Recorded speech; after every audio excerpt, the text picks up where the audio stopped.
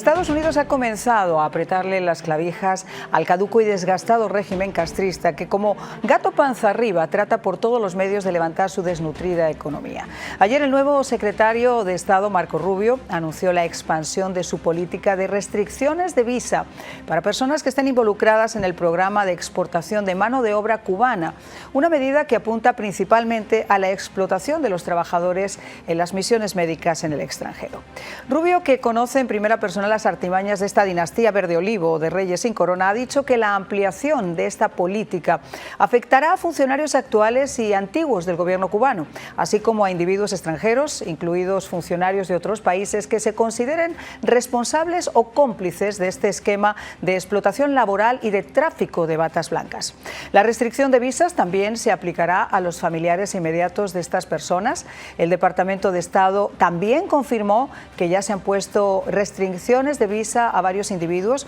incluyendo a varios ciudadanos venezolanos, bajo esta política que además se va a ver ampliada. Y es que el régimen represor lleva decenios beneficiándose económicamente del trabajo forzado de sus ciudadanos, particularmente médicos y personal de cruceros, implementando prácticas laborales totalmente abusivas y coercitivas que han sido ampliamente documentadas, pero ante las que muchos países, sobre todo aquellos con los que Cuba comparte marxismo, y hasta organizaciones internacionales como la Organización Mundial de la Salud, que se dicen democráticos y que abogan por el derecho de los trabajadores, siguen emulando la política del avestruz, metiendo la cabecita debajo de la tierra para no ver ni escuchar lo que a todas luces saben. Y es que el programa de misiones médicas cubanas ha sido denunciado por organismos internacionales y por médicos exintegrantes que han descrito las condiciones de trabajo forzoso al que eran sometidos. La retención de sus pasaportes y la vigilancia constante por parte del gobierno cubano, que además les impide hasta socializar.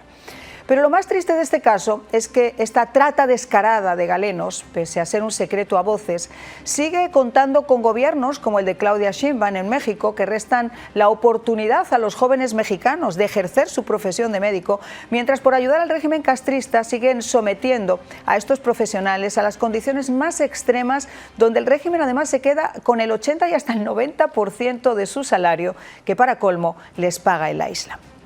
Por darles algunas cifras, para finales del año 2023, más de 22.000 trabajadores cubanos estaban desplegados en 53 países, con los médicos representando el 75% de esta fuerza laboral exportada, y donde también hay profesores, hay deportistas, hay marinos mercantes. Durante la pandemia, el régimen amplió su alcance a través de las brigadas Henry Reeve, obteniendo ingresos anuales estimados entre 6.000 y 8.000 millones de dólares por la exportación de estos servicios, convirtiendo esta lacra en su mayor fuente de divisas junto a las remesas. Las infracondiciones laborales en estas mal llamadas misiones médicas han generado una gran preocupación internacional porque, además de lo anteriormente contado, que la dictadura cubana somete a sus trabajadores a leyes coercitivas, porque quienes abandonan las misiones sin ninguna autorización son considerados desertores o indeseables y se les prohíbe regresar a Cuba por 8 años, separándolos de sus familias, que a su vez son objeto de todo tipo de acto de repudio y de acoso.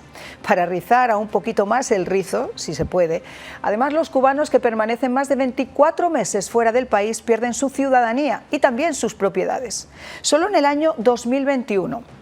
el régimen había sancionado a 40.000 profesionales y en el 2022 cerca de 5.000 menores fueron separados forzosamente de sus padres debido a estas disposiciones. Sin duda alguna, el hecho de que Marco sea cubano, nacido en el exilio de sus padres y gran conocedor de la tragedia del pueblo cubano, va a suponer golpes certeros contra este régimen en vías de extinción, a quien la administración Trump ya ha comenzado a apretar bien las tuercas desde los primeros días de su presidencia, devolviendo a Cuba a la lista de países patrocinadores del terrorismo, donde pertenece, por apoyar el terrorismo y proporcionar alimento, viviendas, atención médica a asesinos extranjeros, mientras que le priva de todo eso a su propio pueblo, y que incomprensiblemente Biden en sus últimos días como presidente decidió sacarlo, prohibiendo transacciones con empresas bajo el control o actuando en nombre de los represores militares, de seguridad o de inteligencia, para negarles recursos a esas ramas que son las